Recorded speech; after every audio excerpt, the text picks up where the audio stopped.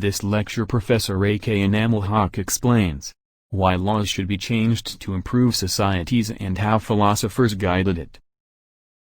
So Pareto would say that I cannot move because you cannot make anyone worse off. And Kaldor and Hicks says, yes, you can move. You can move as long as benefits is bigger than cost. It's a very good strategy of making policy shifts. The second point that I mentioned, and this is where we talked about it, second point I mentioned is also important. And this particular discussion, which is more of a philosophical, but to understand that there are philosophies, economists, a lot of economists are philosophers. They will fight on this policy. They say, look, this policies has this, and this has historical value. Do not misunderstand Marx. Do not misunderstand Rawls. These are historical good things because they have seen a society amassed wealth by not being fair. And once you have that in a society, people will say, no, no, that's not acceptable. Forget about all the other concepts. So remember, the whole philosophical concept is not static. It is historically linked in a society and is connected to this. And if those scenarios exist, people will go back and they will say, look, so when we say philosophy is gone, answer is gone because certain scenario that Marx has seen in his time may not exist today. But if it comes back, people will shift again. So remember the logic, and this is why those philosophers are not dead. Never misunderstand that these philosophers are dead because they said something that are not acceptable. What they said is under the social context, historical context, they were correct. They were very good philosophers and said this is the solution. And they gave society a philosophical reason to move for a change.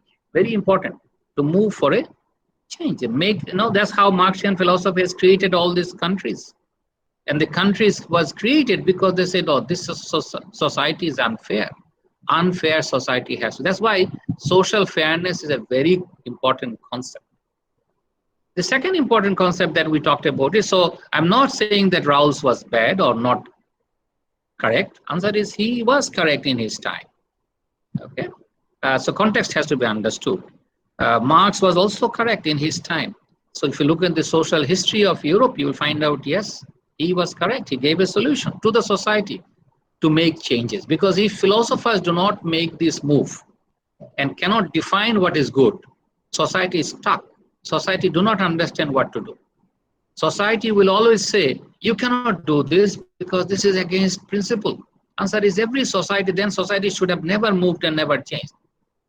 And these were the philosophers who actually created the reasoning behind the move. And they were very powerful philosophers. So I'm not saying that any one of them are weaker. So my point that I'm trying to push in your mind, and this is very important for us to understand, is that we are not talking about that society, it is all fixed. There are historical perspective reasons under which you have to change societies.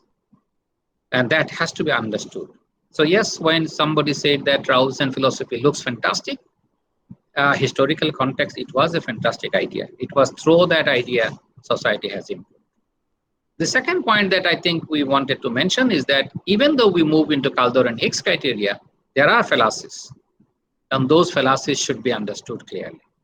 That under some criteria, even the benefit cost principle may not give you the best choice. Okay, so I think we are raising issues of policy shifts. These are important.